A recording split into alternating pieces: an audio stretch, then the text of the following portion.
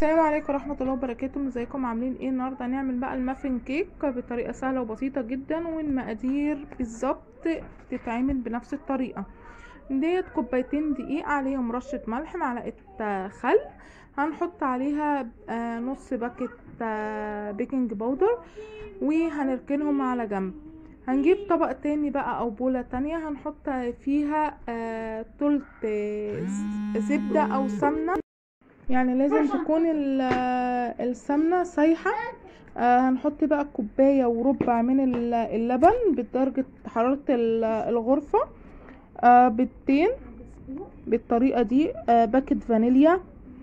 هنحط نص كوباية سكر او حسب الرغبة، ديت حوالي تلت كوباية سكر. هنحط بقى معلقة كاكاو كبيرة بالطريقة دي، او ياريت تبقى ربع كوباية كاكاو. هنجيب بقى المضرب اليدوي، ونضرب البيض باللبن بالسمنة بالمكونات كلها بالطريقة ديت كده لحد ما كلها تندمج مع بعض وتدخل في بعض. بعديها بقى هنجيب اللي هو البولة اللي فيها الدقيق والبيكنج باودر والملح والخل، هنقلبه بالطريقة دي عشان برضو كله يختلط ببعضه. وبعدين هننزل بالخليط دوت على الدقيق، وهنقلبه كويس قوي بالطريقة دي لحد ما كله يندمج ويبقى عامل ايه الخليط بتاعنا اللي هنحطه في صينية الكب كيك. بعد ما قلبناها كويس قوي بالطريقة دي، هنجيب بقى الصينية بتاعتنا. طبعا هنكون حاطين فيها اللي هو الورق دوت بتاع الكب كيك، وندهنه من تحت بزيت، ونحط الورقة بالطريقة دي. طبعا احنا مش هندهن الورقة من فوق زيت، هي من تحت بس. هنجيب كبشة صغيرة بتاعة الحلويات بالطريقة دي، وتاخدي منها وتحطي في العيون دي بتاعة الكب كيك بالطريقة دي. لازم تبقى ملياها بالطريقة ديت، ما يكونش فاضل فيها غير حبة صغيرين جدا عشان تطلع معاكي مظبوطة وبالطريقة ديت.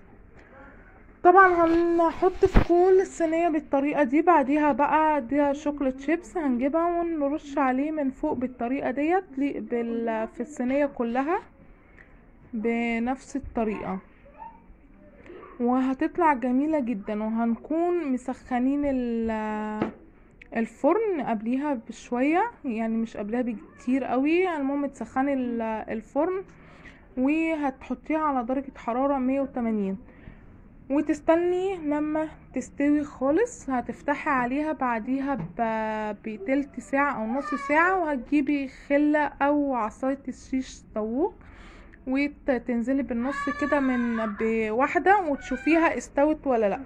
لو الخلة طلعت نضيفة يبقى هو مستوي، ما طلعتش فيها عجين يبقى هي لسه عاوزة تقعد شوية في الفرن. وبعدين هنا طبعا بعد بقى ما استوت طلعناها من الفرن، استنينا لما تبرد عشان تطلع معاكم. شايفين مستويه ازاي من جوه ومن بره، وطعمها تحفه واكنك جايباها من بره فعلا. استنوني في فيديو جديد ووصفه جديده. ما تنسوش اللايك والشير والسبسكرايب وتفعيل علامه الجرس.